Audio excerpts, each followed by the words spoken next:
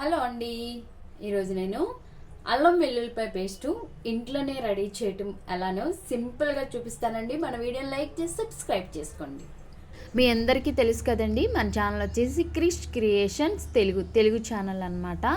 So ముందుగా మనకి ఎంత కావాలో అంత అల్లం తీసుకోవాలి. అల్లాన్ని అయితే ఒక 4-5 గంటలు శుభ్రంగా నానపెట్టుకోవాలి. నానపెట్టుకొని ఇలా అయితే పొట్టు తీసేయాలి. ఎందుకంటే అల్లంలో కొంచెం మట్టి ఉండిద్ది కాబట్టి మనం శుభ్రంగా చేసుకోవాలి. లేదంటే విసుగ్గా ఉండిద్ది, కొంచెం విసుగు కూడా ఉండేది కాబట్టి శుభ్రంగా అయితే నానబెట్టుకొని, మరీ మట్టిగా ఉన్న అల్లం కాకుండా కొంచెం నార్మల్గా ఉన్న అల్లం తీసుకొని నానబెట్టుకొని శుభ్రంగా అది మొత్తం తీసేసుకొని 2-3 సార్లు శుభ్రంగా కడగాలి. ఎందుకంటే ఇసుకుండేది కాబట్టి. నేను చాలా సార్లు కడిగాను. వీడియో లెంత్ ఎక్కువైంది అనేసి నేనైతే ఎక్కువ షూట్ చేయలేదు, అంటే ఎక్కువ లెంత్ పెట్టలేదు. శుభ్రంగా కడుక్కున్న తర్వాత మనమైతే చిన్న చిన్న ముక్కలుగా చేసుకోవాలి.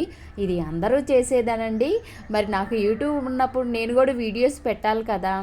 సో అందుకనమాట శుభ్రంగా అయితే చిన్న చిన్న ముక్కలుగా కోసుకోవాలి. కోసుకున్న తర్వాత మనం ఒక కప్పుతోనైతే కొలుచుకోవాలి. ఎందుకంటే ఒక కప్పు ఉన్నప్పుడు దానికి ఈక్వల్గా వెల్లుల్లిపాయ అంత వేస్తే మంచిది కాదు, ఎందుకంటే హీట్ ఉండేది కాబట్టి.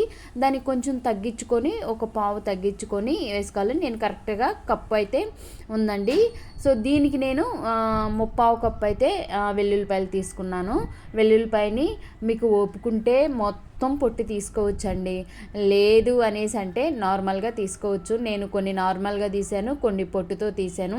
కొంచెం తగ్గించాను, చూశారు కదా వెల్లుల్లిపాయలు.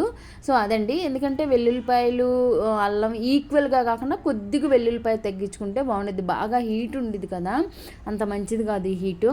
తర్వాత వచ్చేసి మనకి మిక్సీ జార్లో చక్కగా మనము మిక్సీ కొట్టుకోవటమేనండి.